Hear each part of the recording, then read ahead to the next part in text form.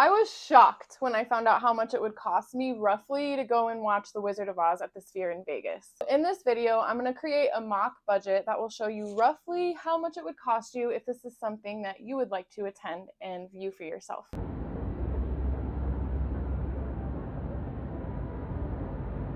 So how much to watch The Wizard of Oz at the Sphere in Vegas? Brace yourselves. So if you're like the majority of us, you will need to travel to Las Vegas to attend the showing. You're looking at least $100 for a plane ticket, at least about $120 for Ubers and Lyfts, and at least $200 for a hotel room. So if you plan on staying the night for the event, your best bet is definitely going to be to stay at Venetian because it's connected to the Sphere and you can walk from your room to the Sphere in less than 10 minutes, which is ideal. You don't want to have to take an Uber from your hotel to the Sphere. It's just an ordeal, takes more time and more money. I will say rooms at Venetian are not cheap. They're going to cost you at least $200 a night. It's a very beautiful property. And so if that's not the type of money you're willing to spend on a hotel room, your next best bet is going to be either Harrah's, I don't know if I'm pronouncing that right, or the Link, because you can also still walk to the Sphere in about 15 minutes, but it's not going to be in air conditioning. It's just at least you won't have to take an Uber to the event. It's important to mention that going to see The Wizard of Oz at the Sphere is obviously going to be much different than going to a regular movie theater and watching it. The Sphere is obviously a multi-sensory, almost 3D experience from inside. So they've actually edited the film to be 27 minutes less than its original runtime. And they have edited it in order for it to be able to be formatted for the Sphere. So I think that's important to know just when you're planning this. Now that we're in Vegas and have a room, we need to pay for admission into the show. On a random Monday night in September, the cheapest ticket I'm seeing is $119, with the most expensive ticket being $299 for a VIP experience, which includes premium seating, expedited entry, and a $15 food and beverage credit.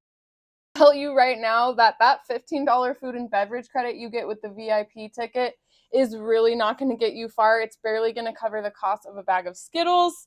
I tried to calculate how much it would cost me to have some concessions and possibly a meal inside, and I was not shocked to see that they do not include the pricing for any of their food, drink, anything on their website.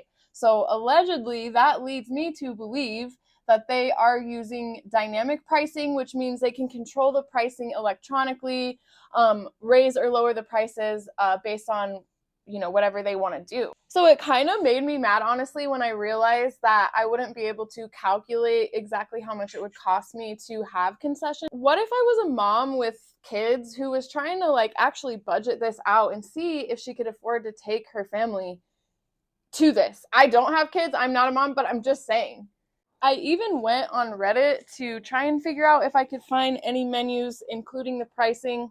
And I got a good laugh out of this comment that says, figure out the most you have paid at a concert or sports venue and then double it.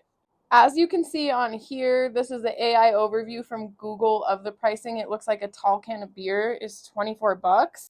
So now that we've traveled to Vegas, purchased our hotel room, purchased our admission into the show, and allowed ourselves $50 for a food budget based off of research, we're looking at already $589 just to watch The Wizard of Oz at the Sphere. So I am genuinely curious because I am also considering going myself. But would you pay almost $590 to go and watch this? Is that worth it to you?